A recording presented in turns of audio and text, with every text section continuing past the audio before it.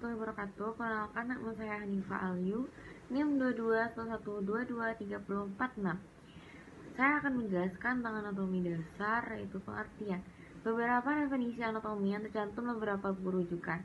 Anatomi ilmu yang mempelajari struktur tubuh, yaitu bentuk, bangunan, susunan, serta hubungan alat-alat dan bagian dari tubuh manusia. Ilmu yang mempelajari suatu bangun atau suatu bentuk dengan mengurai-uraikannya ke dalam bagian-bagian tubuh manusia. Anatomi berasal dari bahasa Yunani, yaitu ana, memisah-misahkan, tomos atau tomian, memotong-motong. Istilah dalam anatomi. 1. Posisi anatomi. Apabila Anda berdiri tegak, mata tuju lurus ke depan dengan kedua tangan lurus di samping badan dan telapak tangan menghadap ke depan, maka posisi itulah yang disebut dengan posisi anatomi. 2. Interior dan posterior. Anterior artinya depan, posterior artinya belakang. 3. Inferior dan superior.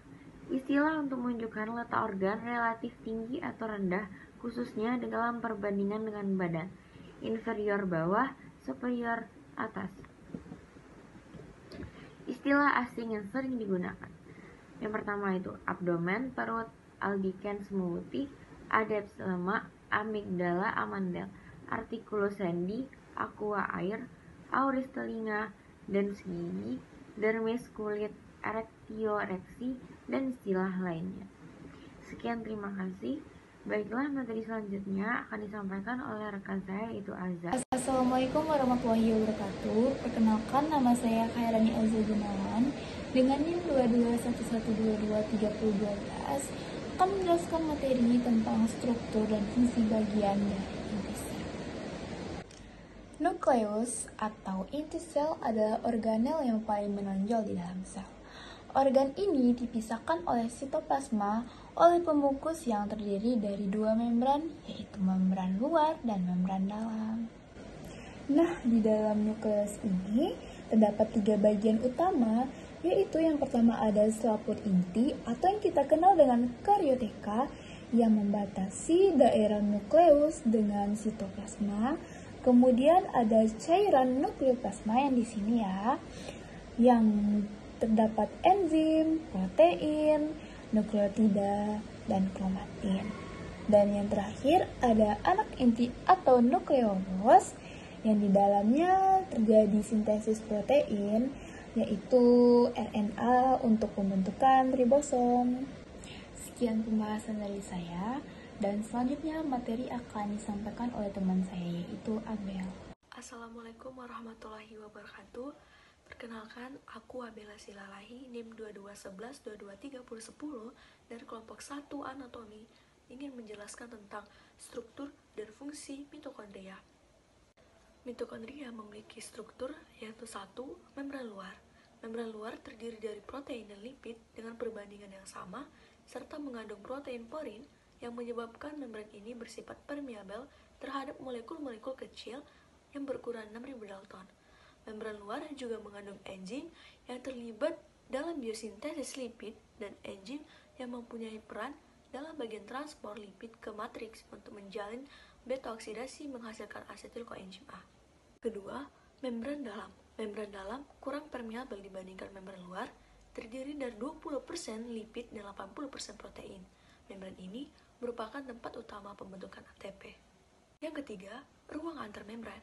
Ruang antarmembran yang terletak di selang membran luar dan membran dalam merupakan tempat berlanjutnya reaksi-reaksi yang penting bagi sel, seperti siklus Krebs, reaksi oksidasi asam amino, dan reaksi beta oksidasi asam lemak. Matriks mitokondria. Matriks mitokondria berisi cairan seperti gel yang diliputi selaput dalam, mengandung sejumlah enzim, siklus Krebs, garam, dan air. Di dalam matriks juga terdapat materi genetik yang dikenal dengan DNA mitokondria, ribosom, ATP, ADP, fosfat inorganik, serta ion-ion seperti magnesium, kalsium, dan kalium. Dan terakhir adalah krista. Struktur krista ini meningkatkan luas permukaan membran dalam sehingga meningkatkan kemampuannya dalam memproduksi ATP. Sepanjang krista terdapat protein sitokrom yang berperan sebagai oksidator dan reduktor berantai sehingga membebaskan energi secara gradual untuk membentuk ATP. Nah, adapun fungsi mitokondria yaitu 1. Tempat berlangsungnya respirasi sel, 2. menghasilkan energi dalam bentuk ATP. 3. Menjaga konsentrasi ion kalsium. 4. Mendetoksifikasi amonia. 5. Menjalankan proses apoptosi. 6. Membangun bagian-bagian dari darah dan hormon. Dan terakhir, mengawasi pertumbuhan sel. Nah, sekian penjelasan dari saya. Selanjutnya, materi retikulum endoplasma akan dijelaskan oleh teman saya Jihan. Terima kasih. Assalamualaikum warahmatullahi wabarakatuh. Assalamualaikum warahmatullahi wabarakatuh. Perkenalkan, saya Jihan Nabilah, BP 22112222012, akan menjelaskan tentang autonomi dasar, yaitu bagian retikulum endoplasma atau yang sering kita sebut dengan RE. Ya, retikulum endoplasma ini adalah organel sel berbentuk lipatan-lipatan yang terangkai saling menyambung dalam sitoplasma. Retikulum endoplasma ini tersusun atas jaring-jaring tubula dan gelembung membran sitema. Berdasarkan struktur dan fungsinya, RE ini dibagi menjadi dua jenis, yaitu ada RE kasar dan RE halus. Kita akan membahas yang pertama adalah RE halus. Pada permukaan RE halus ini, terdapat banyak enzim yang menempel, sehingga RE halus ini berfungsi sebagai tempat berlangsungnya segala proses metabolisme. Di antaranya adalah metabolisme karbohidrat dan sintetis lipid. Yang kedua ada RE kasar. Ribosom pada permukaan RE kasar ini berperan dalam sintetis protein.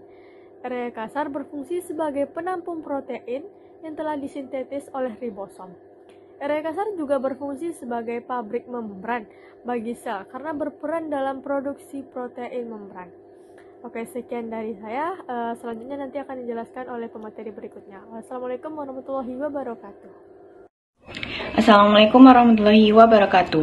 Perkenalkan, saya Rindu Cantika, BP 2211221016 akan menjelaskan materi tentang badan Golgi.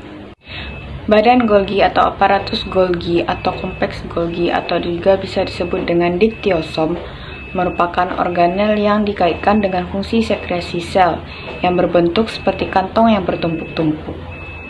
Selanjutnya kita akan belajar tentang struktur dan bentuk badan Golgi. Struktur dan bentuk badan Golgi. Yang pertama ada sisterna. Sisterna merupakan membran penyusun badan Golgi yang berbentuk kantong pipih dan bertumpuk-tumpuk. Selanjutnya ada lumen. Lumen merupakan ruang yang terbentuk dari sisterna. Jadi, jika diperhatikan, bagian tepi-tepi dinding ini merupakan bagian sisterna. Sisterna ini membentuk suatu kantong yang disebut dengan lumen. Yang ketiga ada vesicle transport. Vesicle transport merupakan vesikel yang bergerak dari retikulum endoplasma menuju ke sisi sis dari badan Golgi. Ini merupakan vesikel yang terbentuk dari retikulum endoplasma, kemudian bergerak ke sisi sis dari badan Golgi. Lalu, manakah sisi sis dari badan Golgi?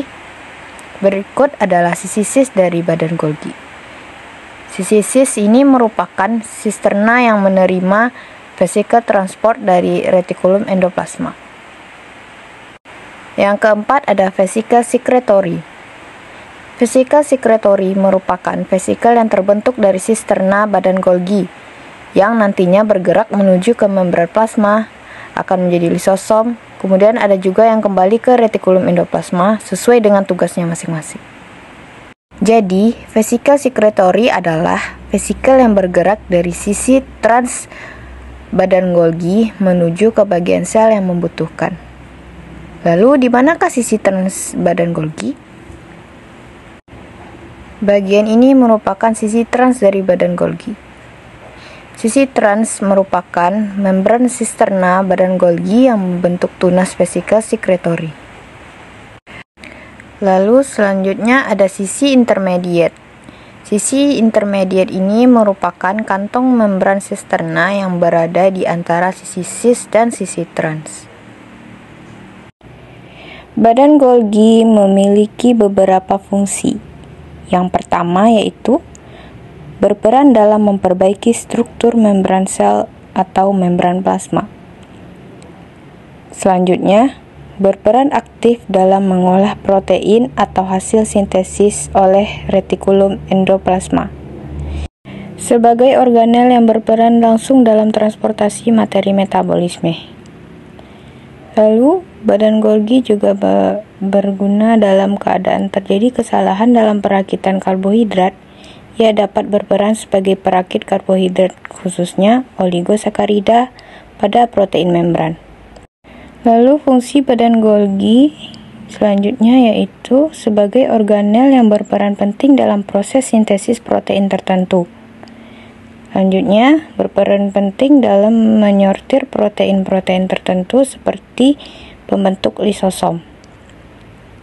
Lalu yang terakhir yaitu ikut serta dalam pembentukan lipoprotein bersama retikulum endoplasma halus.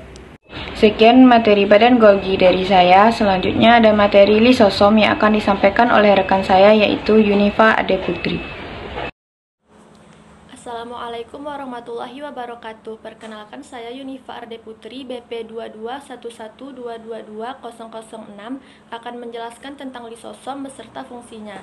Lisosom adalah organel yang mengandung enzim pencernaan dan terbentuk dari beberapa bagian badan Golgi yang lepas. Lisosom merupakan organel yang bentuknya tidak uniform antara satu sama lainnya, cenderung bervariasi tergantung pada isi yang dicerna oleh lisosom tersebut. Nah, biasanya lisosom ini berbentuk oval dan mengandung enzim-enzim digestif yang kuat. Fungsi lisosom diantaranya adalah yang pertama, menghancurkan benda asing yang masuk ke dalam sel, seperti bakteri dan virus. Yang kedua, mencerna makanan yang terdapat dalam sitoplasma. Yang ketiga, menghancurkan benda asing di luar sel. Yang keempat, endositosis, yaitu suatu proses masuknya makromolekul yang berasal dari luar sel ke dalam sel. Selanjutnya, autofagi, yaitu proses membuang dan menurunkan beberapa sel yang rusak pada organel sel.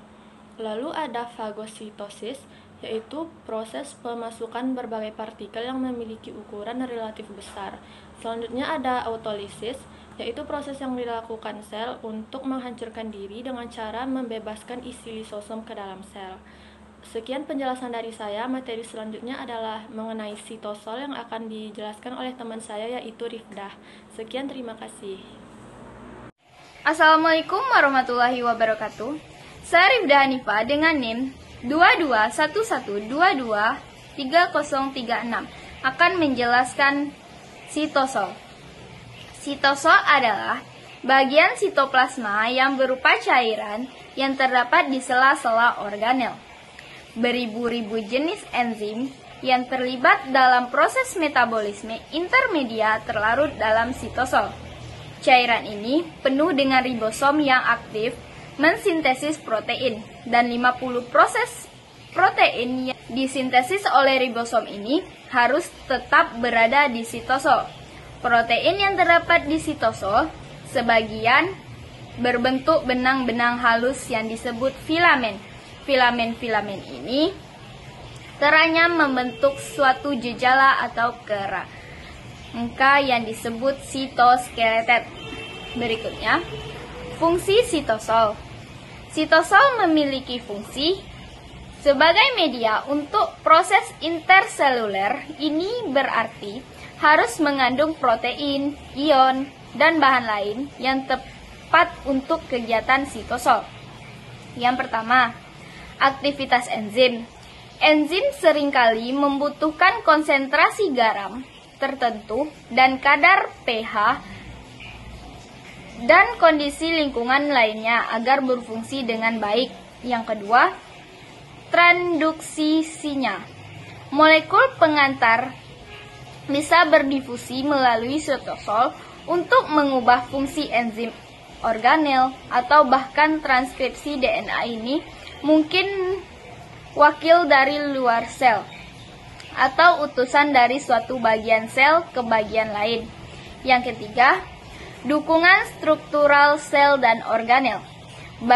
Sebagian besar sel bergantung pada volume sitosol untuk menciptakan bentuknya dan membangun ruangan bagi bahan kimia untuk bergerak di dalam sel. Dan yang terakhir, tempat berlangsungnya proses kehidupan pada prokariota yang tidak mempunyai organel yang terikat membran. Hampir semua fungsi kehidupan termasuk transkripsi, replikasi DNA, glikolisis terjadi dalam sitosol. Sekian penjelasan dari saya. Berikutnya, penjelasan akan dijelaskan oleh teman saya. Assalamualaikum warahmatullahi wabarakatuh. Saya Arifah Nadia dengan NIM 2211221018 akan menjelaskan materi anatomi dasar yaitu tentang sitoskeleton. Sitoskeleton adalah kerangka sel yang terdiri dari protein-protein berbentuk benang halus atau filamen yang terdapat di sitoplasma. Semua jenis sel memiliki sitoskeleton. Filamen penyusun sitoskeleton dibagi menjadi 3 kelompok, yaitu mikrotubulus, mikrofilamen, dan filamen intermediat. Ketiga filamen tersebut saling berhubungan yaitu satu sama lain dalam suatu ikatan protein bermacam-macam. Dengan begitu, filamen-filamen tadi akan membentuk sistem kerangka sel yang menyelubungi sitoplasma. Akibatnya, posisi nukleus yang berada di dalam sel akan semakin kuat. Filamen penyusun sitoskeleton. Yang pertama tadi yaitu mikrotubulus. Mikrotubulus adalah rantai protein yang tersusun atas bola-bola tubuli yang membentuk spiral berlubang dengan diameter sekitar 25 nanometer. Molekul tubulin tersebut merupakan polipeptida globuler. Yang kedua yaitu mikrofilamen atau filamen aktin. Mikrofilamen tersusun atas rantai ganda protein yang saling berhubungan dan tipis. Filamen ini memiliki diameter yang lebih kecil dari mikrotubulus, yaitu sekitar 7 nanometer. Yang ketiga yaitu filamen intermediat. Filamen intermediat tersusun atas rantai molekul protein fibrosa. Rantai molekul tersebut berbentuk untaian yang saling berpilin dan padat dengan diameter 8 hingga 10 nanometer.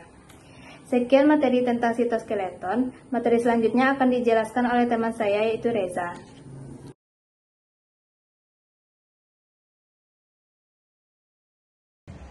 Assalamualaikum warahmatullahi wabarakatuh. Saya Reza Ahmad Arsana Rahab dengan NIM 2211221024 akan menjelaskan materi anatomi dasar yaitu tentang membran sel.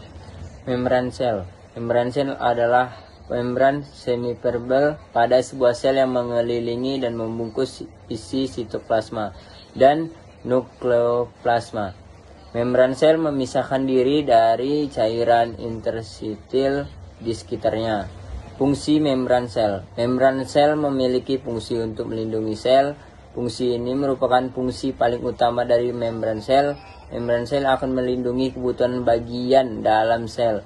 Caranya adalah dengan membiarkan zat tertentu masuk ke dalam sel tersebut. Di samping itu, zat-zat lain ditahan supaya tidak keluar. Sekian dari materi yang sudah saya jelaskan. Terima kasih.